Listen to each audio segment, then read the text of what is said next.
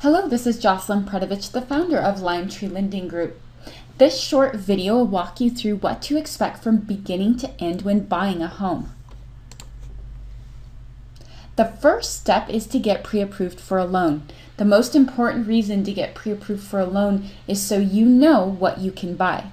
The first step in the loan pre-approval is the loan application. You can start your online loan application at limetreelending.com, click on Apply Online, and select the long application. When filling out the online loan application, this is really easy stuff that you'll know off the top of your head. It'll probably take you about 10 minutes. Your name, birthday, address, who you work for, and just a guesstimate of your debts and assets. Not to worry, the details will get finalized later. Once your application is received, it will be reviewed within a few hours. Credit will be pulled, and you will receive a phone call to go over the details.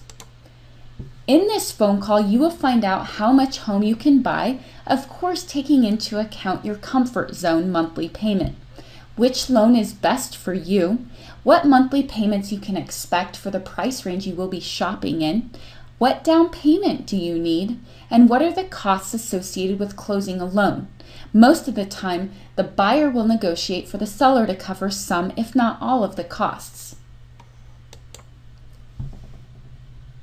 After your phone call, you will begin the next steps of gathering the documents needed to finalize your pre-approval. Pay stubs, which will be the last 30 days of pay stubs, last 2 years of tax returns and W-2s, and the last 60 days of bank statements. Now, if you're self-employed, you've been divorced, had a bankruptcy, or maybe you're doing a VA loan, there may be additional documentation required to finalize your pre-approval.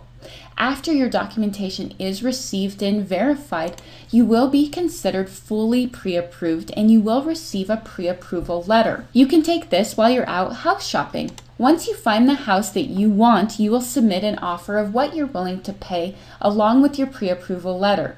Of course, you'll go back and forth with the seller a few times until you reach an agreement. Once you're under contract, another set of steps will start. When you go under contract, it's important to note that you are required to put down a deposit, which is referred to as your earnest money. The earnest money will go towards your down payment. And not to worry, if you find something is wrong with the house or you decide that you're not comfortable with the terms of your loan, you can get out of your contract and receive your earnest money back if done so by the specific deadlines. You can ask your realtor for the details. Once going under contract, you can lock in your interest rate. You can't lock it in prior to. You don't have to lock it in as soon as you go under contract, but just know that's the first time that you are able to lock your rate. After going under contract, within 3 to 5 days, you'll perform an inspection, which will be to determine if there's anything wrong with the property. Notice the $sign here at the inspection. There is a fee due at the time of service for the inspection. Once you are satisfied with the condition of the property, you will move forward with your appraisal. Your appraisal is just like your inspection. The fee for the appraisal is due at the time of service. Now, this can range anywhere from $350 to $450. The appraisal is to determine the current market value of your property. You'll notice that your processing and underwriting is going on simultaneously. Your processor's job is to submit everything to the underwriter in a specific fashion so the underwriter can go through and determine whether or not you will receive a loan to buy this property. Now, it is absolutely normal for the underwriter to come back and ask for additional information from you after the initial submission to underwriting. Your processor will then take all final documentation along with your appraisal and submit it in for final underwriting. Once this is submitted, within about 5 days, you will receive your final loan approval, unless the underwriter had some additional requests. After the final loan approval, within about 3 to 5 days, you will be going to closing. In the meantime, you'll be going over final closing documents, including your final numbers, none of which will be a surprise because you will have gone over everything prior to this, and you'll be working with your realtor to set up the time of closing.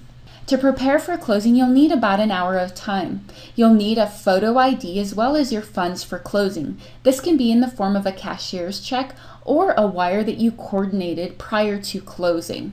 Congratulations, you made it through the loan process. I hope you found this quick, short video informative so you know what to expect in this important journey. Of course, if you have questions or you'd like more information, don't hesitate to contact us. We'd be happy to hear from you. Additionally, if you haven't done so already, you can start your online application at limetreelending.com and click on Apply Online.